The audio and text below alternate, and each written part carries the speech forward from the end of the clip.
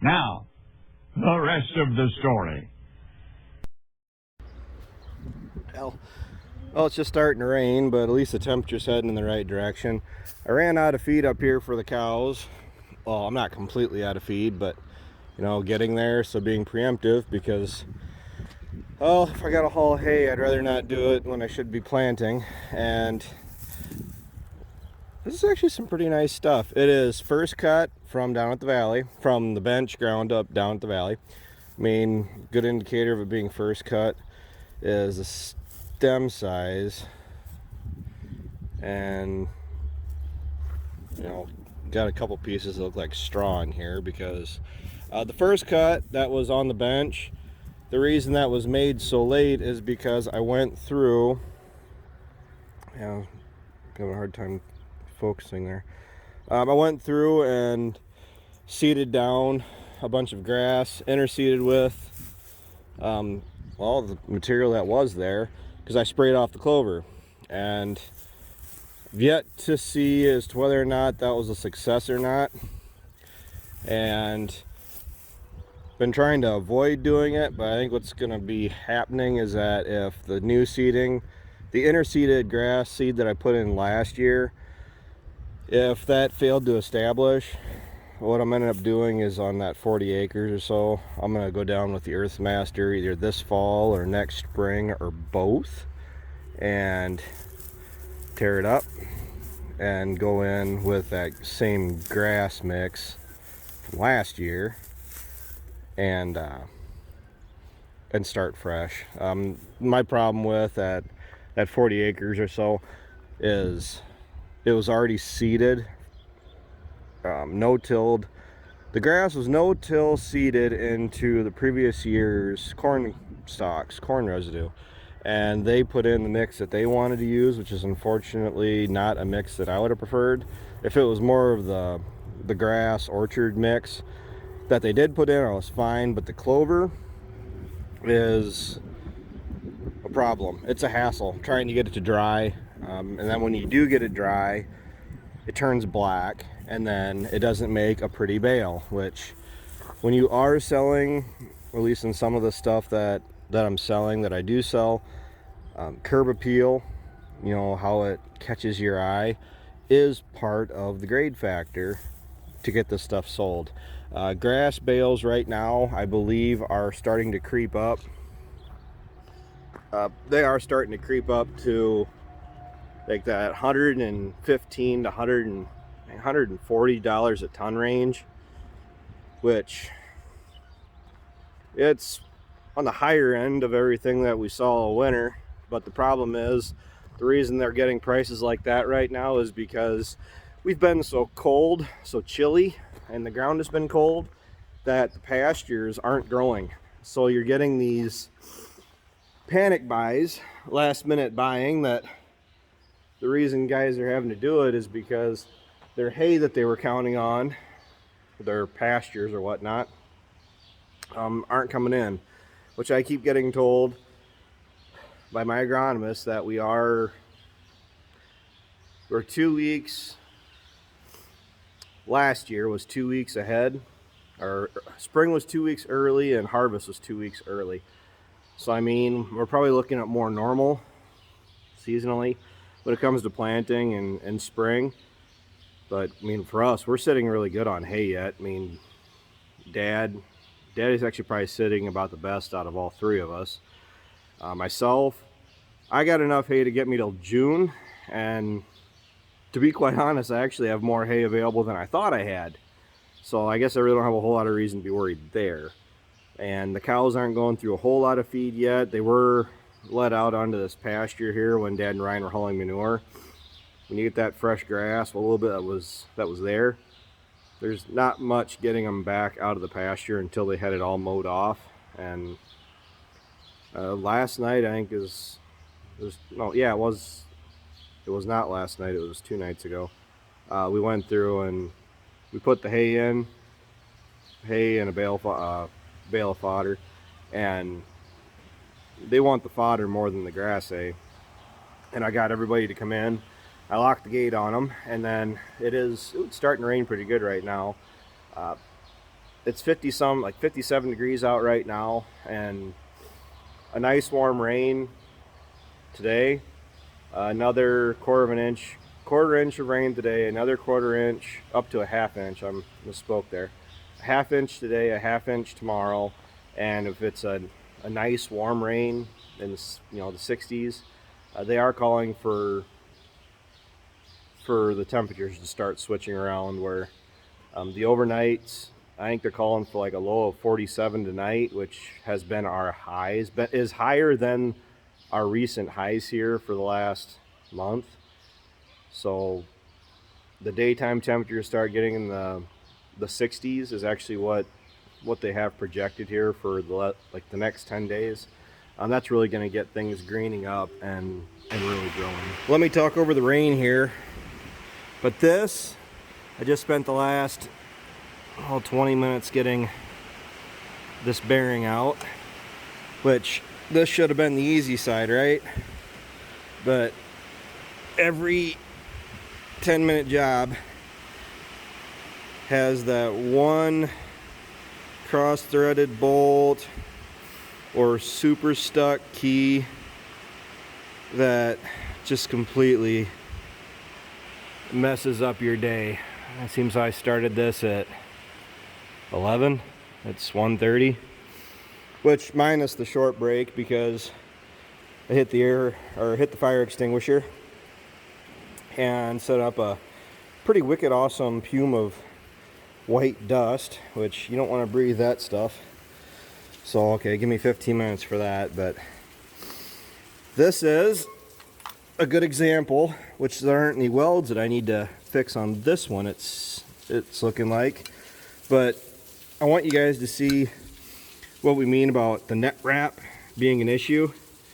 Say this is, I just took this off right as I turned the camera on, but net wrap, see that? And they talk about net wrap ruining your bearings. See how that's wedged down in there? And that got some burrs on it because I wasn't really too worried about its well-being there for a good 20 minutes, but no, it's not going to do it. Or I could do it, but it was this. Oh, come on. And yeah, right here, this is the issue. I ended up having to take this off. This side was worse than the other side, and working. See, you get this nice little cavity in there that can fill up with this stuff. I mean, the net wrap's supposed to be green and it's blue, so it's gotten hot. So you got brown, and I don't know if this was really shown clearly enough in the last video. Oh, I need that. But this is a solid chunk. And see this?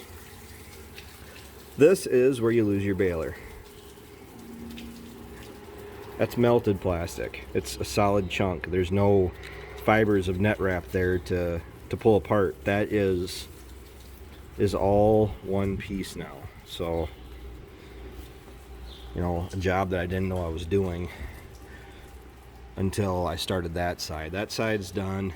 One thing I'm gonna do is, you saw me pull these shims out. I need this one because that one has goes over top those welds on the shaft, and that's the only shim I'm putting in.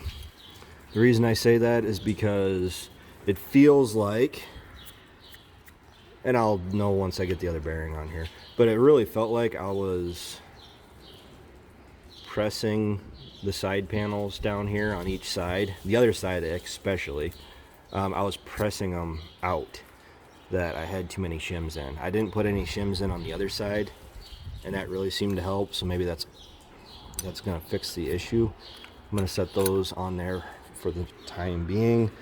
This, oh geez, 4 bolts, and I'm gonna reuse them. Granted, that one's a little messed up, but I'll just swap him out with that guy, and it'll last for another few thousand bales. So this actually was what I wanted to show you though. You put it on, and okay, that's fairly solid on the shaft, and no, I can't do it. Wants me to put it all the way back on, but it's not supposed to pivot right here, and I know it doesn't seem like much, but when it was on, which I'm not putting it back on, I want this thing put back. Ooh, bearings failing. Okay, right there. I know you guys can't see it, so I'll just explain it the best I can. Free moving right here, it moves freely. I actually got to force it. Ooh, got to force it. Free. Force it. Ooh. Yep. It was fixing to go kablooey on me. Like I said, always, which it's our own fault, because when we're, good place for you, when we're baling in southwest Wisconsin, I've said this multiple times, and like I said, I think you're probably not going to be hearing me say it for much longer either, but stay there. My thing is, we're always making hay with rain on the horizon, and doesn't give me a whole lot of room for error to have a bearing go out on me, because if a bearing goes out, your hay is getting rained on, because it takes the amount of rain intervals we have in this area of the world, weather patterns and whatnot. It seems like you have just enough time to go out as the last storm quit and run out, cut as much hay as you think you can get made, and then scurry out and ted it and try to get it baled, usually when you can see on the radar the next system is coming across. And that's the thing about the river. The Mississippi is, I don't know, 3 or 4 miles that direction, depending on what way you're pointing. Something fell and hit my foot. Probably something I need. I think it was that light bulb. Oh, I broke the light bulb. That's not good.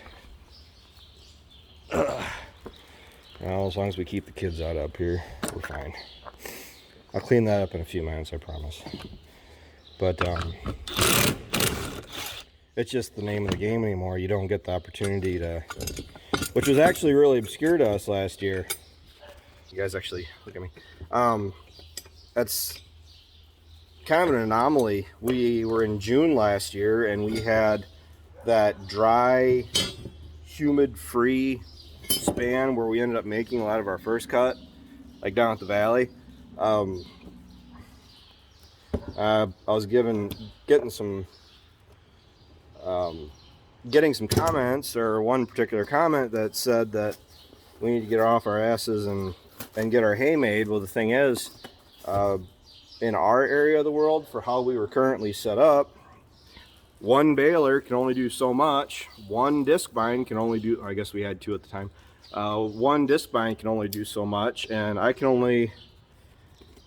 will run around the clock. I do it when I need to, and it's just not something we look to or expect to see happen. And it wasn't until we already had the hay cut and tedded we realized it was as dry as it was going to be. So I don't know. I just went down to the valley this morning, and there you go. It is actually greening up really nice. The fertilizer I put down is doing its job. So that's it for this video. I'm going to go through. I already took the belt out here, so it gave me more room to work up there. And I'll go through. I got this sprocket. It's sitting in the truck. I should probably go grab it before I get it. But I got to take the chain back off, put that sprocket on. I got the bearing here, which if I could take it out like it, I can slam that back in so quick. And then I got the remaining 3 belts that need to go on. So I got this guy, and then there's 2 in the center, a long and a short. And short here goes long, short, short. And I believe it was the long and the short, like right next to each other. And you can see that's how I cheat right there. I put a pipe across and I set that roller on it so it gives me time to work. I got a little net wrap on those rollers there that I actually cleaned off the majority of it already. But planting delays, buds. That's all I can tell you. I really wasn't excited about unhooking the harrow again. Just put the 76 on this baler. But the further we get pushed into May making or planting, the less time I'm going to have to play with the baler. So I just as soon do it now because I have the time to do it. And I have to pull out the new to us baler, which I'm hoping to tie in to the end of that little story I said about cutting hay last year, or getting hay made when it was dry and whatnot. The goal is to go through and be able to cut and bale with confidence going forward here. So this guy needed the work regardless, and then the 569 I'm hoping won't need a whole lot, but at least I won't have 2 balers to go through in a short amount of time versus just the one. So the rain's gonna pick up again, so I'll talk to you guys. Got a little, I know the camera's blurry, but got a little violent there. That's what happens when, well, I guess say you're fed up with your roll pin not coming out. So, oh well, minor casualty. Thanks for watching, guys. Thanks for tuning in. Make sure you like, comment, and subscribe. I'll talk to you later. I'm on the last belt that I have to replace in this baler, and I wanted to show you guys number 1 reason why belts fail. It's not because they tear or rip or flip over. 99% of the time it's lace related. And somebody probably mentioned we can get laceless, continuous belts, but I don't think I want to put myself to that kind of abuse to go through and take off every single shaft on this baler, because then you have to put them all on in order. And no, for how simple it is for me to do this, I can change one of these belts out in 10 minutes. So this is a product a little bit more unique than the one I just did. The one I just did was a product of the lace. I didn't change the lace last spring.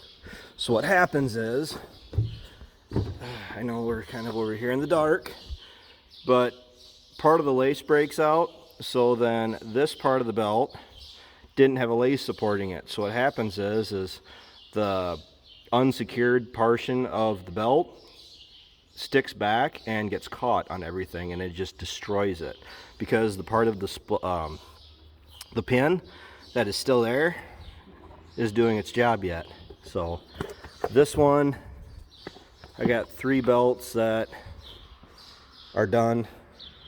I'm getting rid of them. This belt here,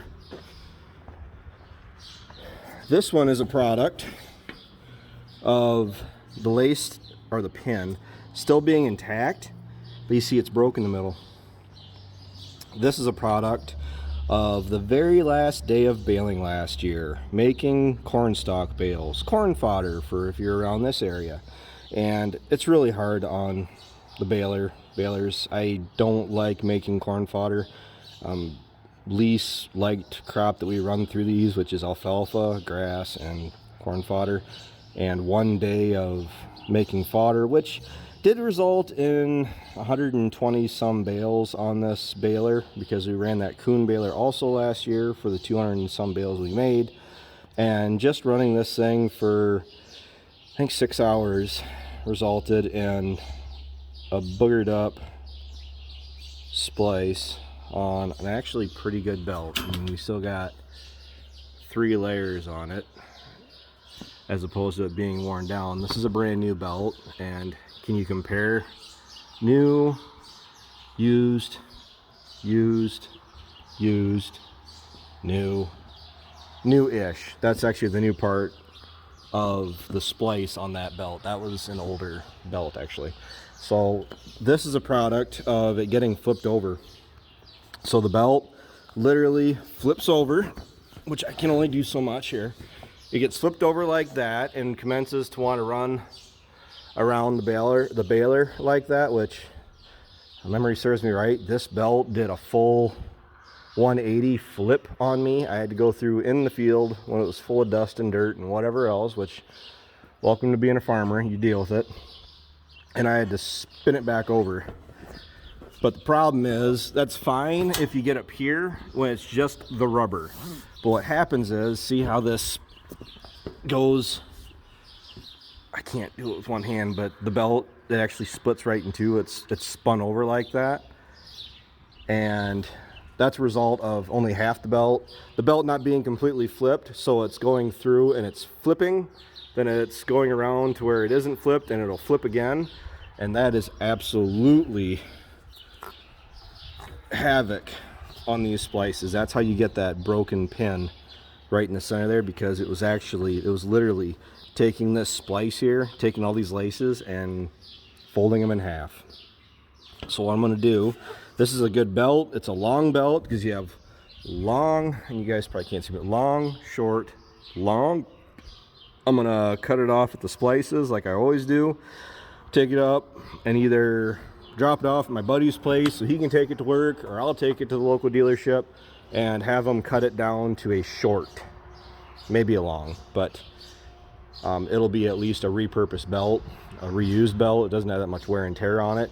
It'll probably almost certainly end up on the 569, because once I go through and change that belt out, change this sprocket out, which I am doing yet tonight, which it isn't going to take me very long. Doing that bearing just took all my time, but I can do this fairly quick. I'll change that out, and then the baler, this baler is 99% ready to go, where I can do the last little bit of it unhooked from the tractor, because I need the tractor to pick the end gate up. All I need to do is grease it and replace this guy, which there's a sprocket and a bolt, but the shaft that this sits on has egged this out. That part was the most expensive individual part I had to order because it's all one piece. I couldn't just get that. And that goes on this lower chain here, back down in there. And the chain's new enough, I can run the baler at least to do what I need to do. But I can put that on, get the shields back on, I can grease it before I unhook it off the tractor, and it's gonna go back into the corner. And depending on what this weather does, I may end up pulling out the 569. I don't need the monitor to run the monitor to do what I need to do. I can hook it up, I can run it, I can listen to everything, I can put my heat. I got that little laser heat gun checker. I can check all the bearings and listen for squeaks and squawks and do the teeth. And if I can get that baler ready to go yet before we even start planting, which isn't something I'm cheering for, so be it. The teeth on this, I know I've probably addressed it, and I'm probably getting you guys sick of hearing about balers, but those are all original from last year or the year before. I don't drop the pickup down into the dirt where it's digging the dirt by principle. Especially seems how when I cut hay, the first 2 cuttings of the year, I leave about 4 inches of stubble. So there's quite a bit of room there for that material to set on. I don't have to have the teeth digging in the dirt. Third cut, I take it off at ground level, and then of course the worst thing for these teeth is corn fodder. There was 3 teeth or 4 teeth I replaced, and there's actually only 1 that I'm actually missing that right there. Only one, because these are sets of 2. And it just wasn't worth replacing just for one tooth, because the other one that was on it was really good. Baler's done. At least this one is. So this is the final update video on this. Everything's running fairly straight. New sprocket's doing its job. And the hearing some squeaking. That's 100% the new belts I put in, because the new belts don't have the smooth, their back isn't smoothed out yet. See, this is an old belt. There's actually, this is what the new belts are. They got that, see, they actually have a tread to them. And those tend to squeak a little bit until they get worn down. But Baler's good as far as I can tell. It needs a bath. Granted, I hate washing this thing. But to be fair, most of the rolls that are on it have a fair amount of rust on them anyway from sitting all winter. So I think we're just going to go ahead and say heck with it.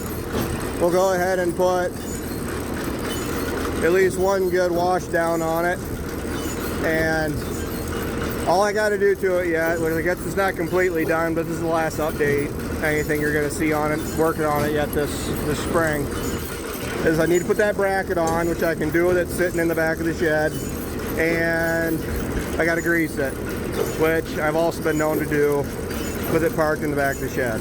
So if planning keeps getting pushed back, I am going to hook onto the 569, run it, and probably go ahead and change out all the belts on that. So I'm feeling pretty good. And then same thing with the teeth. Well, that's where a lot of the squeaking is coming from. It's from the teeth. There's a couple of them that are just making a little bit of contact with the bands. I can't, as much as I try to adjust them, I just can't get it to 100%, but it'll be fine. We get material running through it, she'll handle it just fine. So that's it, guys. Thanks for watching, thanks for tuning in. I think this is probably a long video, but it's pretty much all I've been doing here lately is trying to get ready for, well, ready for planting. Well, that's done. Now I gotta get ready for hay season. So, until next time, talk to you later.